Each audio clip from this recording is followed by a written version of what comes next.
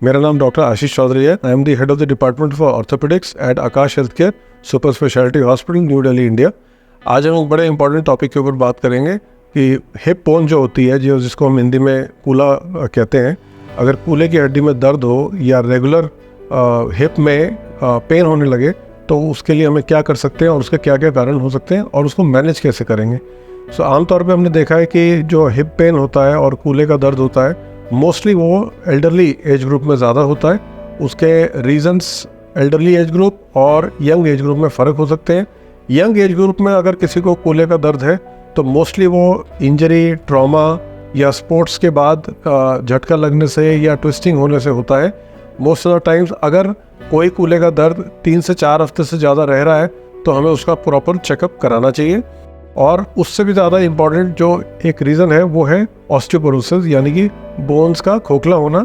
ये वाला जो सिम्टम है मोस्टली एल्डरली एज ग्रुप में देखा जाता है, खासकर लेडीज़ में, जिसमें बोन की जो हेल्थ है, स्ट्रेंथ है, वो धीरे धीरे कम होने लगती है। स्पेशली मेनोपॉज के बाद पहले जो 5 से 10 साल होते हैं उसमें हड्डी का जो कैल्शियम का मात्रा है वो काफ़ी कम हो जाता है, जिसकी वजह से सबसे ज़्यादा जो लोडिंग है, जो प्रेशर है, जब हम चलते हैं, उठते हैं, बैठते हैं, सारी अपनी डेली एक्टिविटीज़ करते हैं, उसमें वो हिप के ऊपर पड़ता है। तो ऐसे पेशेंट्स में बहुत सारे पेशेंट्स हिप के दर्द के बारे में रेगुलर कंप्लेंट करते हैं कि जब भी वो लगातार खड़े होते हैं या सीढ़ियाँ चढ़ते हैं या नीचे बैठ के उठते हैं, ये सारी पोजीशंस में उनको हिप्स में पेन होने लगता है।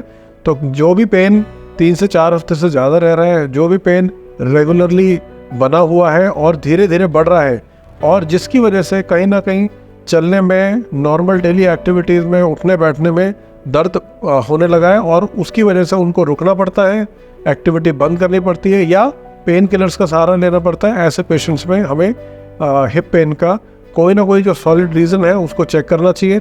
उसके लिए डॉक्टर की सलाह लेनी चाहिए, जिसमें आमतौर पे वो पहले पेशेंट को एग्जामिन करते हैं और ये देखते हैं कि ये दर्द जो है मांसपेशियों से आ रहा है या हड्डियों से आ रहा है। अगर वो हड्डियों से आ रहा होता है तो उसके लिए कुछ ना कुछ इन्वेस्टिगेशन टेस्ट होते हैं, जैसे कि कुछ ब्लड टेस्ट होते हैं कैल्शियम वगैरह के और एल्कलाइन फॉस्फेटेस के, कुछ विटामिन डी और B12 के टेस्ट होते हैं और कुछ एक्सरे वगैरह भी ज़रूरत पड़ता है, जिससे हम ये देख सकेंगे बोन के स्केलेटन का क्या सिचुएशन है। तो कहीं ना कहीं एक्सरे, MRI या कभी कभार बोन डेंसिटी, जिससे हमें ये पता लगता है कि हड्डियों का कैल्शियम लेवल कैसा है। इन सारे टेस्टों से हमें मालूम पड़ता है कि वो हिप पेन जो हो रहा है वो बोन की वजह से है या मसल्स की स्टिफनेस की वजह से है। तो दोनों ही रीजंस को हम एवेलुएट करते हैं और जहाँ भी हमें कारण मिलता है उसके हिसाब से हम उसका इलाज करते हैं। तो हिप पेन को हमें लाइटली नहीं लेना है। जहाँ भी हमें लगता है कि एक हिप पेन या कूले का दर्द 3 से 4 हफ्ते से ज़्यादा प्रोलॉन्ग कर रहा है, धीरे धीरे बढ़ रहा है या उससे हमारे चलने की या डेली एक्टिविटीज़ को करने में प्रॉब्लम हो रहा है, उन सारे रीजंस में, उन सब कंडीशंस में हमें प्रॉपर एक डॉक्टर का, ऑर्थोपेडिक सर्जन का सलाह लेना चाहिए और उनके हिसाब से उसको पहले इन्वेस्टिगेट करना है, फिर कारण जानने के बाद उसका एप्रोप्रिएट इलाज करना है। Thank you so much.